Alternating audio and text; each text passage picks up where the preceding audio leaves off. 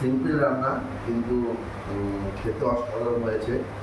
আপনারা চ্যানেলটির পাশে থাকবেন এবং অনেক অনেক সাপোর্ট করবেন। Thank you. কেমন আছো সবাই? আশা করি সবাই ভালো আছো। আজকে আমি আবার চলে আসলাম তোমাদের সাথে আরো একটি রান্নার ব্লগ নিয়ে। এই মাছটা চেনে না এমন মানুষ খুবই কম আছে। এই মাছটা হচ্ছে বাঙালির সব থেকে প্রিয় মাছ। এবার বলো তো এটা কি মাছ? হ্যাঁ হ্যাঁ জানি জানি, তোমরাও জানো, এটা হচ্ছে ইলিশ মাছ। ইলিশ মাছ তো দেখেই চেনা যায়। আচ্ছা চলো এবার মাছটাকে ভালো করে নুন হলুদ মাখিয়ে নিই আমরা। তোমাদের দাদা সকাল সকাল বাজারে চলে গেছিল। বাজারে গিয়ে এই ইলিশ মাছটাই চোখে পড়লো তার। বলছে ইলিশ মাছটা নাকি খুবই পছন্দ হয়েছে, তাই নিয়ে এসেছে। আমি তো আর জানি না, আমাকে আর জানায়ও নি। বাড়িতে এসে মাছের প্যাকেটটা আমার হাতে ধরিয়ে দিল। কিন্তু তোমার দাদা বুদ্ধি করে এখানে বেগুনও নিয়ে এসেছে সাথে করে। বলছে আজকে ইলিশ মাছ দিয়ে বেগুন দিয়ে পাতলা ঝোল করে জমিয়ে খাবে। যাক ভালোই হলো নিয়ে এসেছে। চলো এবার রান্নাটা শুরু করে দিই। কিন্তু তার আগে যারা এই চ্যানেলে নতুন ফার্স্ট টাইম ভিজিট করছো, চ্যানেলটাকে প্লিজ সাবস্ক্রাইব করে দিও। পাশে থাকা বেল আইকনটি অল ক্লিক করে দিও, তাতে আমার নতুনত্ব ভিডিওগুলো খুব সহজেই তোমাদের কাছে পৌঁছে যাবে। তাহলে আর দেরি না করে চ্যানেলটাকে প্লিজ সাবস্ক্রাইব করে দিও সবাই। পাশে থাকা বেল আইকনটি অল ক্লিক করে দিও এবং অন্যদের সাথে শেয়ার করে দিও। চলো এবার ভিডিওটি স্কিপ না করে পুরো ভিডিওটা দেখো। আশা করি তোমাদের সবার এই রান্নাটি খুবই ভালো লাগবে। ইলিশ মাছ রান্না করতে তো আর তেমন কিছুই লাগে না, আর ইলিশ মাছ রান্না করা তো খুবই সহজ। সবাই তো জানে ইলিশ মাছ রান্না কিভাবে করতে হয়। অনেকে ঝোল করে, অনেকে ইলিশ মাছ ভাপা করে, অনেকে অনেক রকমই করে। চলো আজকে আমি কিভাবে করছি সেটাই তোমাদের সাথে শেয়ার করে দিই। আমি এখানে 5 ফোড়ন নিয়েছি। 5 ফোড়ন দেবো? না না, 5 ফোড়ন দেবো না। আসলে তোমাদের দাদা তো না বলে ইলিশ মাছ নিয়ে এসেছে, কিন্তু বাড়িতে তো কালো জিরে নেই, তাই কি করব, 5 ফোড়ন থেকে কয়টা কালো জিরে বেছে নিলাম। এবার তেলের মধ্যে আমি কালো জিরা ফোড়ন দিয়ে দিলাম। ঝোলে মশলা তো তেমন কিছু লাগে না, ফোড়নের মধ্যে কালো জিরাই লাগে শুধু। চলো কালো জিরা দিয়ে এবার তেলের মধ্যে আমি বেগুনগুলো দিয়ে দিলাম। যেহেতু আমি বেগুন দিয়ে আজ ইলিশ মাছের ঝোল করব, তাই বেগুনগুলো তেলের মধ্যে দিয়ে এবার একটু নেড়ে ছেড়ে নেব। যখন একটু লাল লাল হয়ে আসবে তার মধ্যে এবার মশলা দেওয়ার পালা। মশলার মধ্যে এখানে হলুদ দিয়ে দিলাম, পরিমাণ মতন লবণ দিয়ে দিলাম, আর সামান্য একটু জিরের গুঁড়ি লাগবে। তাছাড়া কাঁচা লঙ্কাও লাগবে তার সাথে। যদি কেউ কাঁচা লঙ্কা দাও তাহলেও হবে, যদি কেউ গুঁড়ো লঙ্কা দাও তাহলেও হবে, কিন্তু আমি প্রিফার করবো এখানে কাঁচা লঙ্কাই। কিন্তু ইলিশ মাছ তো বেশি ঝাল খাবো না, সেই জন্য আমি দুটোই লঙ্কা মাঝখান দিয়ে চিড়ে দিয়ে দেবো।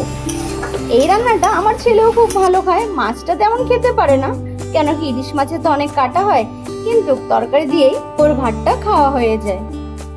দেখো তোমাদের সাথে কথা বলতে বলতে এবার বেগুনে আমি জলও দিয়ে দিলাম। এবার এই জলগুলো ফুটে উঠবে।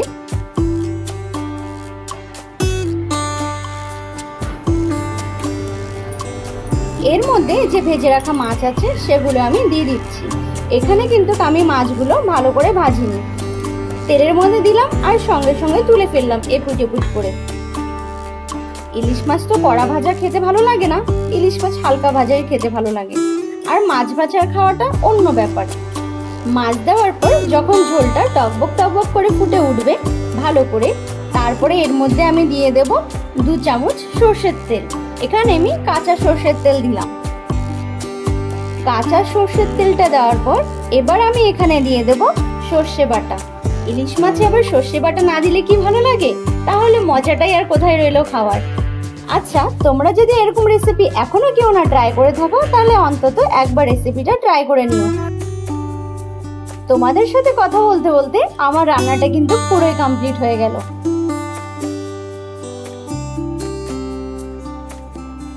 এবার আমি তরকারিটা একটা ডিশে নামিয়ে নিচ্ছি।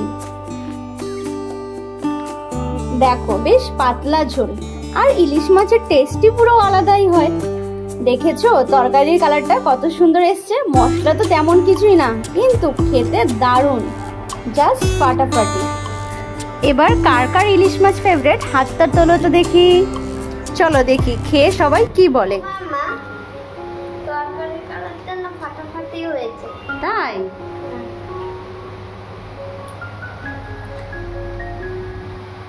হ্যাঁ তো ঠিকই তো।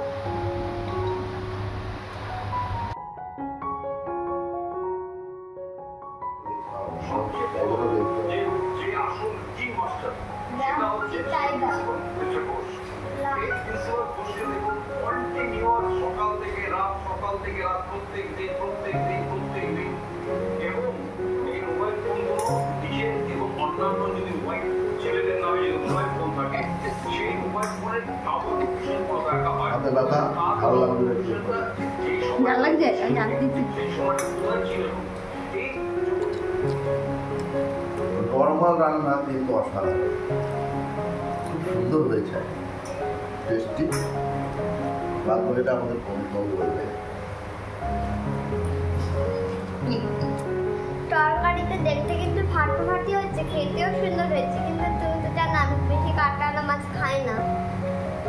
হ্যাঁ পাপা এনেছে, অনেকদিন আনেনি না ইলিশ মাছ, সেই জন্য। আমাদের অন্য একদিন অন্য মাছ আনবে। আচ্ছা আচ্ছা, যদি ভালো লাগবে সবাই লাইক শেয়ার সাবস্ক্রাইব করবে। টাটা বাই বাই, আবার দেখা বাই। আমি কাঁকড়া হ্যাঁ এটা একটা